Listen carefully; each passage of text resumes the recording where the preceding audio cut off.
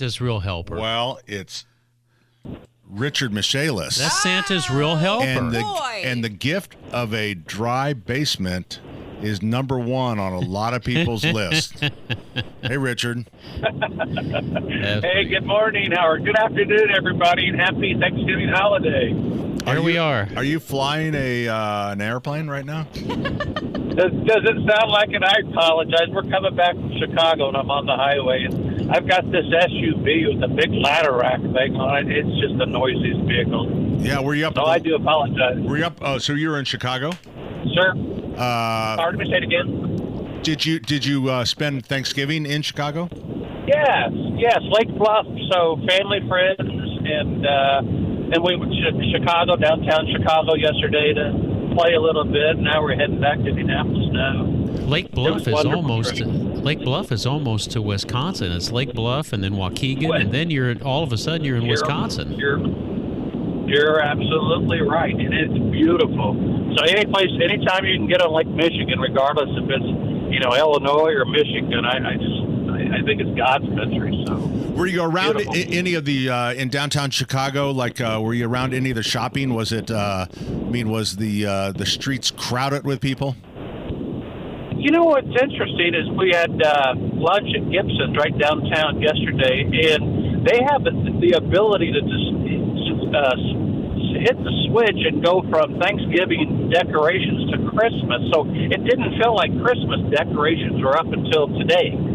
And yesterday or Thursday was more of the Thanksgiving fall-looking holiday decorations. Well, but it was busy. It was cold, but it was busy. And I walked into some place called something like Prada, and I said, "Hey, what do you have for $18?" And they quickly ushered me out the door.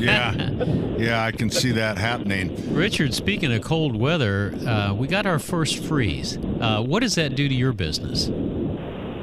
So the pipes, if it gets cold enough, some of the pipes will freeze, but we won't probably see any water damage until they thaw. So it's possible that some of those pipes might be frozen now and may have damaged the pipes, but the evidence isn't there until they kind of thaw, and then you see the flooding. And Pat, I think I heard you say earlier about the garden hoses. That's a biggie. We get a lot of residential water losses from the garden hoses freezing, or more importantly, the siltcock or the actual water faucet outside freezing. And then guys, sometimes it's springtime when somebody starts to wash a car or get the garden hose out and do something in the yard, and the basement's flooding when they turn that siltcock on. And they'll complain. It's like, it just doesn't have the pressure that it did. It's like, you're right. That's because half of it's dumping into the crawl space right now. It's funny, but it's not funny because they're making a mess. No, it's not. No, it's a mess, especially in a finished basement. So, Pat, was there any special anniversary yesterday for you, or anything on? Oh, I like the way he did that. Yeah, 10 years. 10 years since I set our house on fire with a toaster. You know what? We didn't. We were really busy. I thought maybe we would have a cake or something like that, or maybe I'll get something engrave a Yeti or something, and kind of. So we can also tell your listeners, everybody unplug their toasters so they don't freeze. Maybe, Yeah, and you know what? I don't anymore. I don't leave any appliances. That you only do that once. I don't leave any appliances plugged in. I mean, and the way you guys rebuilt our kitchen, where it was in a little appliance garage and it could remain plugged in. You guys smartly did not put a receptacle in there, and the receptacle's on the outside. So, appliance garage, you pull it out, and then you have to plug it in. Yeah, I think if I recall, Beth approached us about that and said no receptacle in the appliance garage. Yeah.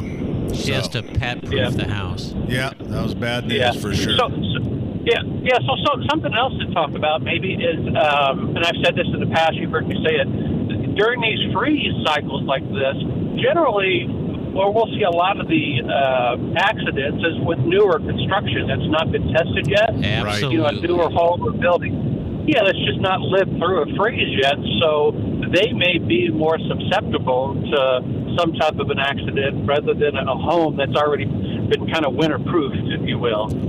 Yeah. So if you start to experience a little trouble at 17 degrees or 15 degrees, which I think is what it was this morning, Pay attention, because when you really get cold, you're really going to have a problem.